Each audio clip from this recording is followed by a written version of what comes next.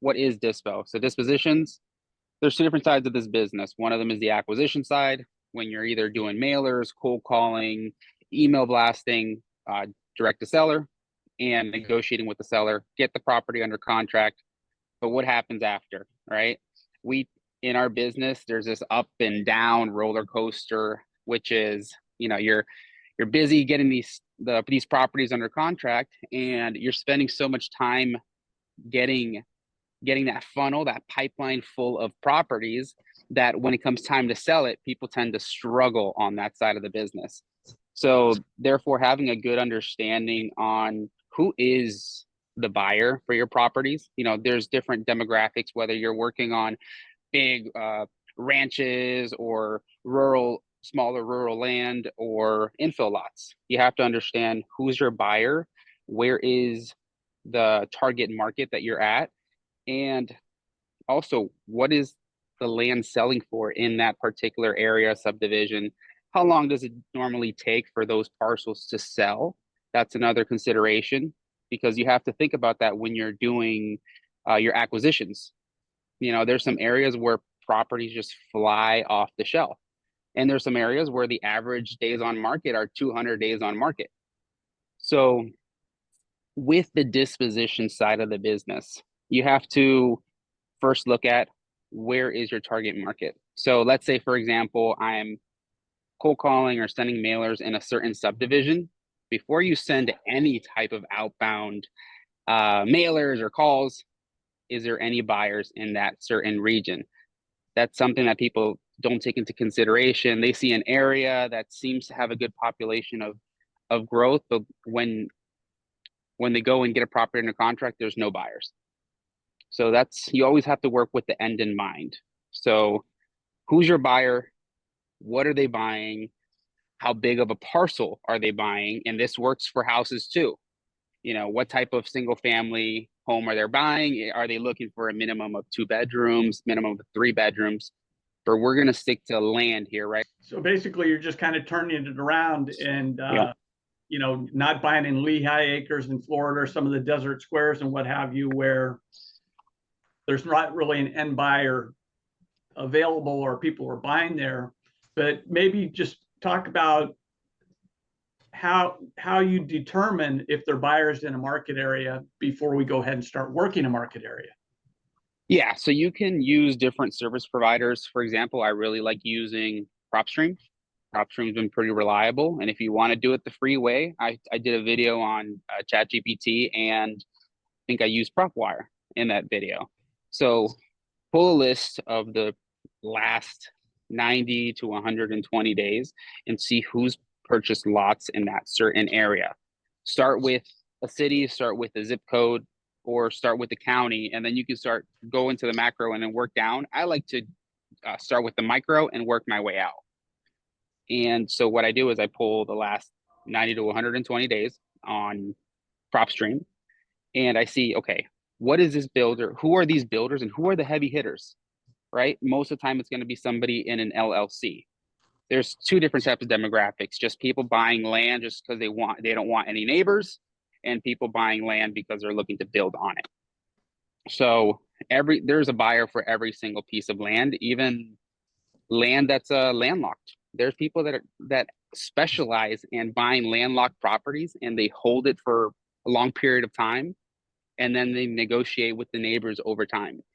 So just see who is your demographic and what are they doing in that certain region. So what I like to do is I pull a list off PropStream, and if I see maybe 3 or 4 builders that keep coming up on that list, I compile their information all in one spreadsheet, and I see, okay, I'm seeing this guy, ABC home buyer, is buying 0.2 to 0.4 acre lots, and they're buying lots that are not in flood zones. They're buying lots that are pretty flat. And also note, if a builder is okay with buying wooded versus flat lots, because there's completely different pricing on that. In my area, builders are buying wooded lots at 12% of ARV, 15% of ARV. They'll buy just a cleared out lot at about 20 to 25% of ARV. So what type of lot do you have? Also, look at what the builder's also doing with their septic. A lot of times a builder's okay with putting a septic system on the property. Most of the time they're not. So look at the property that they currently bought, see how far the sewer taps are, the water taps, and niche them down in that criteria. Okay, this guy's only buying properties that are near all the major utilities, and you'll kind of notice who's who in that certain region. And what I do is I simply call them up. So I'll call them up, introduce myself. Don't hound them down with a bunch of questions if you don't have a property in hand. It's best to have a good general understanding. So maybe call 3 or 4 builders and just ask them, "Hey John, hey Stephanie, I'm pretty honest and tell me I'm brand new to the business. I just sent out 17,000 mailers and I'm trying to figure this out. Can you please let me know what is a general rule of thumb for this certain area? I know you're in this market. I know that you probably know the intricacies of what the county typically requires when you're pulling a building permit. Can you kind of just give me a 2-minute or a 30-second pitch of what you're looking for?" And that's what I do. And I'll call maybe 30 or 40 builders until 2 or 3 gives me that information. I do have a list of questions that I typically ask builders. I don't like using scripts. I think scripts just sound very ingenuine. So I just kind of touched a couple points here. Hey, my name is Jay. I'm newer in the market. I really want to learn it. I see that you are a heavy hitter, and compliment them. People love talking about the things that they do. If I call Michael, let's act like you're a builder. Ring, ring. This is Michael. Hey, Michael, how are you? My name is Jay. Nice to meet you. Oh, nice to meet you.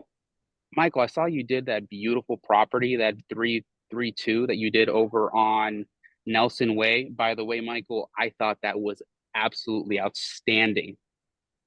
How can I make you richer this year, Michael? I want to get you more lots like that. Yeah, I could actually, inventory is really difficult to come by. Always willing to have a discussion with you and find out a little bit more about you and see if it may be something that would make sense for us. Yeah. Well, Mike, a little bit about me. I spend my days on the phone and sending out mailers, talking to sellers and negotiating lots. And I really want to partner up with someone like you that does great work like the one you did over on Nelson Way. And I just want to take a couple of minutes just to pick your brain and see Yeah. what type of lots are you looking for, Michael, and how can I make it super easy for you? How can I serve these lots on a silver platter for you? Typically 1/4 acre to a 1/2 acre. I would prefer that sewer was available as opposed to septic. You know, that's just an additional cost for me. Okay. And you said it's an additional cost for you. Typically, what are you seeing at the moment when it comes to septic systems? What's your average ballpark of what you're paying for that? It's really just increased actually. To tap into the sewer is typically about $5,000 and a septic is typically 15,000 and up. Okay. And are you typically holding it for quite some time and then building later on in the future? Or are you just buying one lot building, or how do you typically like to work? Typically 2 to 3 a year. So I've got one right now. We'll get ready to start. So I'm looking for additional inventory. Okay.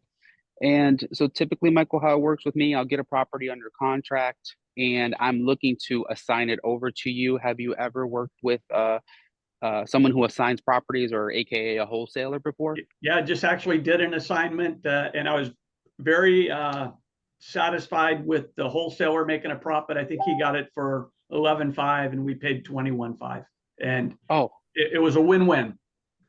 Phenomenal. Well, Michael, I'd love to be that other wholesaler that you have a great experience with.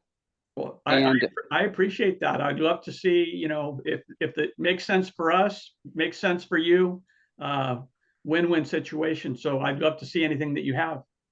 Love it. Michael, like I said, I'm newer in this particular market that you're in. Do you have a specific closing attorney or title company that you know that uses that works with the people that wholesale? Do you have someone that you can recommend? Yeah, I do. It depends on the transaction. We have a title company that needs to disclose to all parties involved that there was an assignment, and we have another title company that we use that will do what's called a blind HUD. And that way it doesn't necessarily need to be disclosed to the original seller and find out that you're making $10,000. Okay. Well, Michael, I think you gave me enough information to get my gears grinded. Yeah. And is it okay that I give you a call, or do you prefer that I text you when I get something? Because once I get these properties under contract, I'm looking to offload them in 48 hours. I'd prefer to Yeah. give you a call on the Yeah. phone. Phone would actually be better. We can be a little more interactive. And if it's something that makes sense, we'll jump on it. Yeah, that's perfect. And one thing, Michael, I don't go and shop you around with other investors. You tell me, Jay, I love it, or Jay, buzz off, and that's all I need to hear, and then we can do business together. How's that sound? I appreciate it. Thank you. Thank you.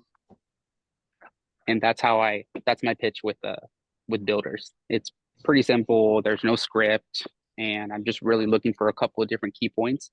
Because once I start getting properties or interest, I can call Michael back up. Hey, Michael, I have this property that fits on what we just talked about maybe a few days ago. Can you take a look at it? Can you run your numbers and let me know what you need this at? And that's how I do it. And then I just build a relationship with Michael. And once you start feeding that one builder once, twice, three times, they're going to answer your phone relatively quickly, and they're going to be able to give you feedback fast. Great technique. I appreciate that. And we've done this before, but the way that you talk to sellers, buyers, sellers, builders is just genuine and very straightforward. Well, they can tell, like, if when you have like a list of all the questions, they can tell when you're reading off of a script. And if you just hit on two or three main points, where you're looking at, what does it cost for a septic for you? Like, it's a couple questions that you know that you really should be asking. You choose top 3 or 4, and then you can get the rest later. You really want to know what size lots, what, how, you want to see if they want lots that are very squared, or maybe they want big parcels, and also ask them, hey, are you okay with subdividing properties? I'm marketing bigger parcels that could be subdivided. Are you okay with going through that process, or maybe even partnering up with me on that process? Area, do you use like Redfin, Zillow, or other tools as well, just to kind of verify? Yeah, so I'll use Redfin. I really enjoy using the Redfin feature, and I have Itai on the call with us as well, and he does a lot of that as well. So with Redfin, what we do is we pull the last 90 days, and we look at the land tab, and since you've already told me you're looking, let's say, for example, you told me you're looking between 5 and 15,000 square feet. I just use that criteria: 5 and 15, 5 and 20,000 square feet within the last, I probably go back a year, actually go back a year and see where is the hot spots, where's all the little clusters. And Redfin's really good at that. You see those little, I think Redfin is maybe blue, those little blue dots, or is it yellow? I don't even remember whether it's Redfin or Zillow. And so you'll see the clusters and where those little clusters of land parcels that sold, and just narrow it down. And you could use ChatGPT to download that list, because Redfin allows you to download all. At the bottom it says download all, and then you just pop it into ChatGPT and you ask it, hey, what is the number 1 zip code? How many transactions happened in the last year or on this list?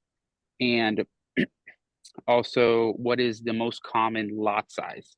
Those are the 3 questions I mainly ask. Most common lot size, what's the top zip code, and how many transactions in that zip code? And that's a good guideline.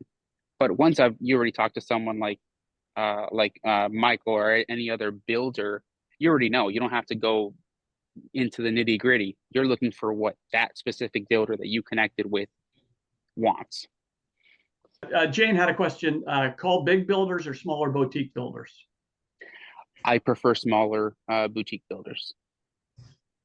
The big builders, they like to buy in bulk, big volume.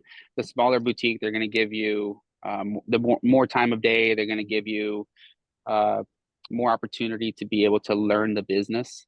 And once you get in good with a few small boutique builders, you're going to really understand the process, because most of the time they'll walk you through it. Like, you can ask them questions. They're not as busy as Ryan or DR or Lennar, because you can't ask those people that question. And most of the time they don't know that question, because you're dealing directly with one of their reps, one of their agents, and they just have limited understanding. They just kind of know exactly. They have like a sheet with prices on it. This is what you can pay, and this is what you should offer. And so that's exactly how the big companies do. I prefer the smaller builders, spec builders, and oh, also one thing to note: custom home builders typically don't buy the land. They they'll You're typically selling that big 5 acre parcel of land to somebody that wants to build on it, and then they will go and hire the custom home builder. So I typically don't spend my time marketing to custom home builders. I spend my time mainly marketing the smaller spec builders, the boutique builders. Yep, big builders most times would want you to close on the property before they buy it. So that's another consideration. Is there enough spread in that deal where you have to double close it? Actually, some big builders, they're not okay with you double closing either. They want you to hold it for, let's say, 30 to 90 days before you resell it to them. So it depends on who it is. Like I know hedge funds do that a lot. Or the Lennars, the DR Hortons, they want you to close on it maybe in 30 days, then they'll buy it from you.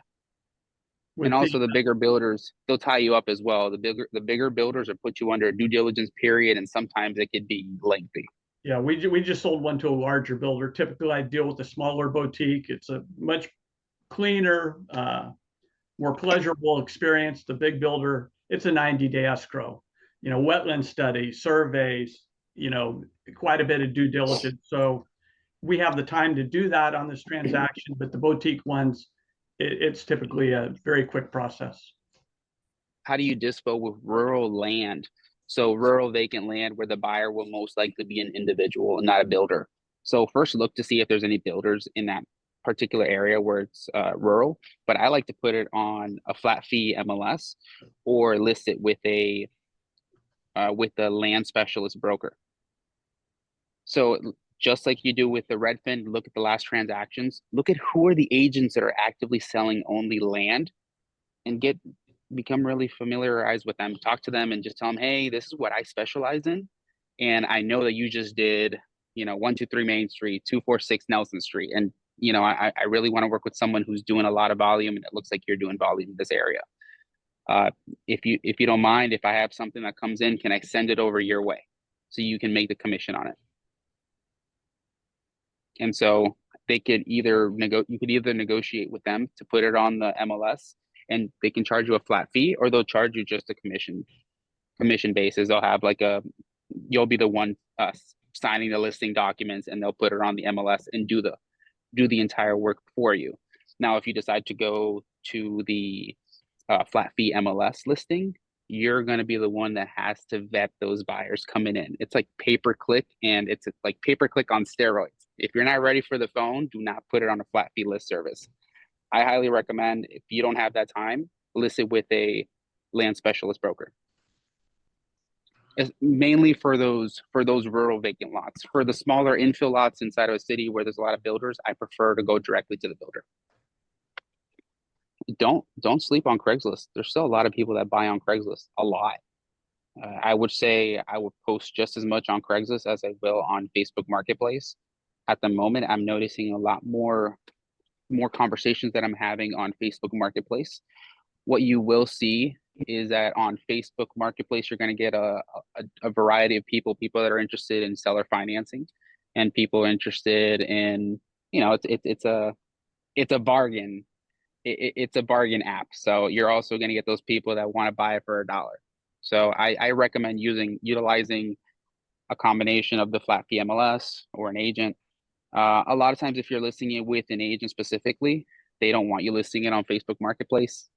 Just want to be clear with that agent what you're doing, what your intentions are, and just let them know this is exactly how I market all my properties. I personally would list it on the Facebook Marketplace, and if you have the means, I would offer financing all day on it too. It just depends on what your exit is. Are you looking for more passive, or you're looking for a quick assignment? I would just comment on Craigslist. As a realtor, we've run into, just don't put the property address. Yeah. Because there's a lot of land scams going on, at least here in our area.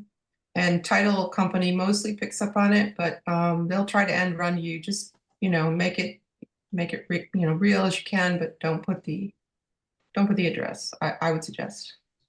Yeah, so the lot size, the general area. So Okay. you could maybe you could put like a side street or near this street, or you could just put the zip code, the lot size, and the buildability factor on it, and a couple of the Yes. highlights. That's what I would do. That's what I do with all my listings, or even on my personal Facebook page. I still I don't put the address on it. There's a lot of people that, they just don't want to either see your win, or they'll try to sell your deal behind you, and it turns into a nasty daisy chain that, most of the time it gets too late, and now there's legal trouble. And Yeah. yeah, that's a good recommendation, Jane.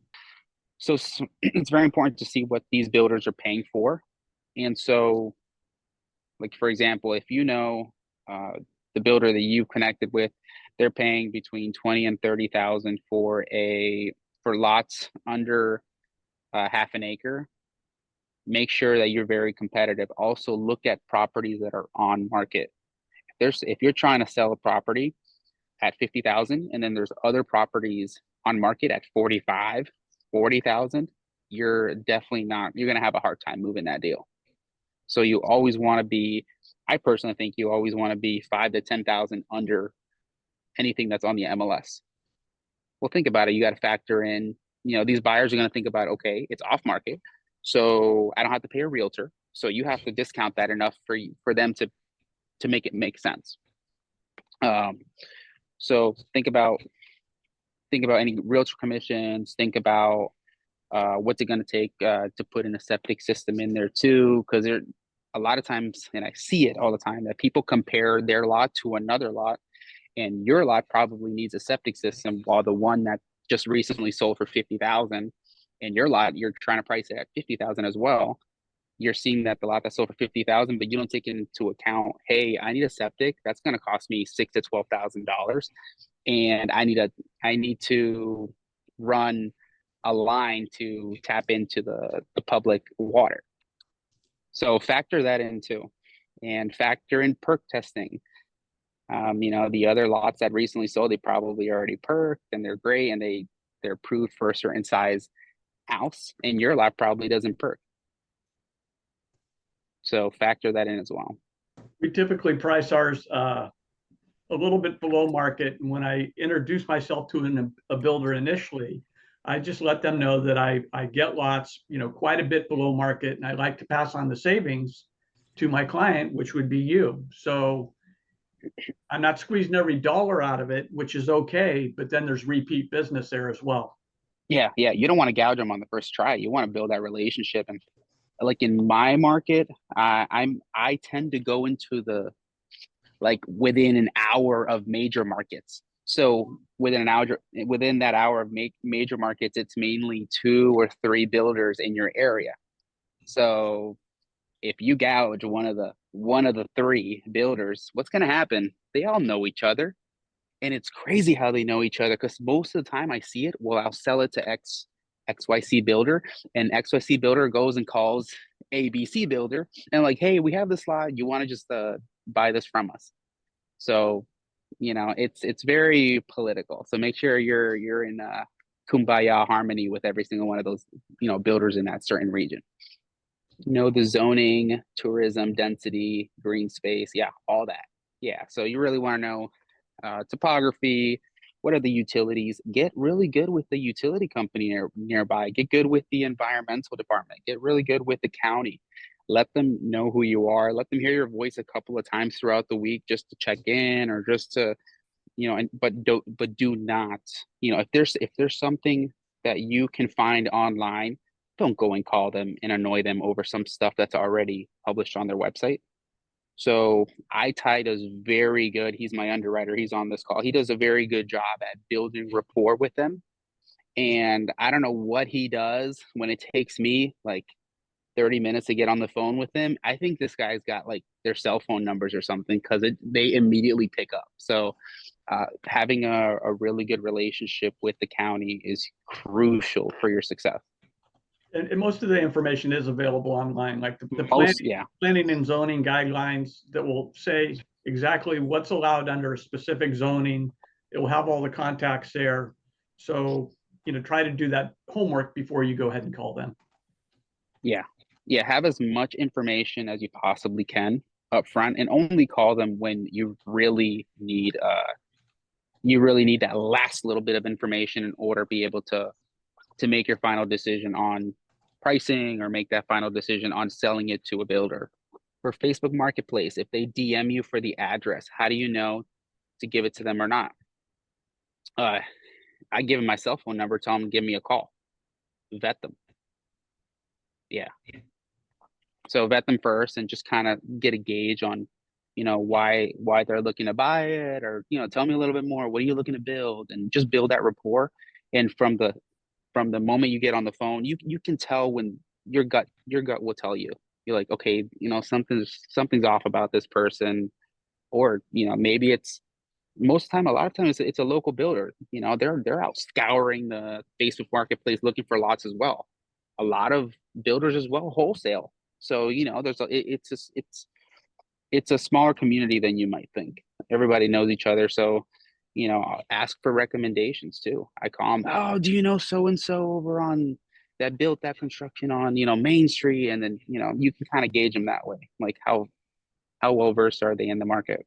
A lot of times they're out of the country with no profile pictures. Well, if it says you can tell quickly, if their profile says the profile is locked, and then it says I will sell you cash buyers, then maybe don't give them the address. So you can definitely get a good gauge on who's who. So I spend maybe once a week. I'll go to like a RIA meeting, which is your Real Estate Investment Association, and I just introduce myself as I'm the land guy. You'd be surprised how many people come up out of the woodworks wanting to work with you. Almost every meetup that I go to, I think I'm the only land person. There might be one other person. So for every 2,000 home flippers, there's like 1 or 2 land investors. And so, market yourself as, hey, I'm actively getting on the phone, harassing sellers for lots. I'm talking to them all day. Who do you know that's currently building? Realtors, at these meetups too, they know a lot of builders, lenders, all these people. So I would definitely network and call up your buildings association too, like Michael has in the course, I believe, on module 6. So I go to all the builders association websites, and all of them have a member directory, and these guys are paying $500, $1,000 a year to be on that list. And I tried to see if I could become a member at my North Carolina one in a certain county. And the first thing that they ask is for your license number, a couple of transactions that you've done, like what are your previous history of experience. And so they do a pretty good vetting process. So, if that name is on that website, they're spending some really good money, and they had to provide, their information and all their credentials in order to be on that list. So that's a really solid list. How well do I know if a land perks? Well, what I do with if an area is an area that that there's a lot of perks needing to be done, I will go and call. I will go and call the county and just see, hey, has there been any recent failed perk tests in this certain area? And most of the time they'll tell you, yeah, this whole street didn't perk. And also I look at the surrounding properties. If you're on a street and you're trying to buy one lot and that entire street is empty, I call a red flag immediately. And especially if the street right in front of it has all nice houses with utilities and access and everything, but my street doesn't, you really want to start thinking, okay, why? And also look at if you can't find information about a failed perk test or a perk test ever being done in your land, I can tell you that your neighbors have probably tried to do a perk test, and it's most likely on the county website, and you'll be able to see, has a perk test been done on your neighbors? Has a perk test failed? And I've done that. I've done that many times where we look online and we find out that the neighbor 10 years ago did a perk test and failed, and another neighbor down the same street did the same thing. If your 2 neighbors failed, you're most likely going to fail that perk test as well. And you're going to have to think about getting an alternate system.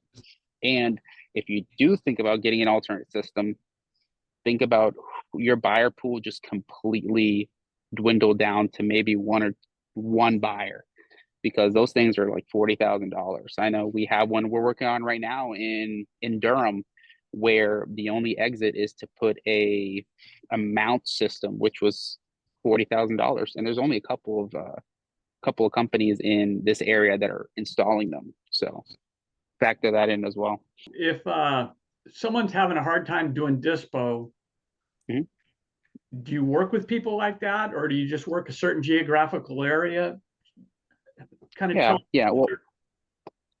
So I spend my days talking to investors all day, like that are actually buying land. So I spend my days, my group of people are builders, rehabbers, people that are looking to buy properties, investors from out of state buying properties in state, and so I work with people that understand what the numbers look like. They are really quick to giving me their buy prices. So so I do offer dispo services to people that want to work with me. Of course, I'm also very busy. We have our own acquisition team. So if you want to work with me, I'll gladly work with you. I just like transparency, right? If you want to work with me, what do you have it under contract? Some people try to hide that. Some people try to, be very quiet with their numbers, but I mean, I'm doing just as much work as you are on the acquisition side. I would love to JV with you. It's a joint venture. We'll work together and knock them out together. And I have an in-house transaction coordination company, so I essentially handhold you. Not only do I walk you through what the numbers should look like, but I will take you from just a piece of paper, or most of the time it's not even a piece of paper. Most of the time it's a conversation. It's a motivation. And I take you from that motivation from that seller. I'll help you negotiate with that seller, get it under contract, and I'll assign it over to the end buyer, and I'll do the transaction coordination work, and I'll open up escrow, make sure sellers on board, make sure buyers on board, and then we close in the next 30 to 90 days, or how much time we have left on that contract. The beauty of me being remote, when you're in your market, you tend to want to do everything in your market. So for example, let's say if I got a call from a seller in my city where I live in Germantown. The first thing I tend to do is what? Go drive, spend some time, talk to the seller. 2 or 3 hours goes by, and I may or may not be able to get that contract. Whereas me running a fully virtual business, I am forced to delegate, to automate my business, right? So if I need pictures, like for example, let's talk about a house. If I need a lockbox on a house, I send realtors all the time, especially now where they're struggling a little bit. I tell them, hey, you want a couple $100? Put a lockbox on the house for me. Hey, do you want a couple more $100? Take some photos for me. And so that's what I do. I delegate my network. And a lot of times I send a realtor out to the property. I'm like, hey, Jay, I already have this buyer for you. And most of the time that before the end of the day, I'll have the buyer already in hand. So it's all about using your network. So running a virtual business, I feel personally, it's helped me go from 1 or 2 deals in my local network to 8 to 15 deals in my virtual network. Like I do more volume just because I am forced to stay at my desk, making calls, and I'm forced to delegating everything and having people in place for whatever scenario.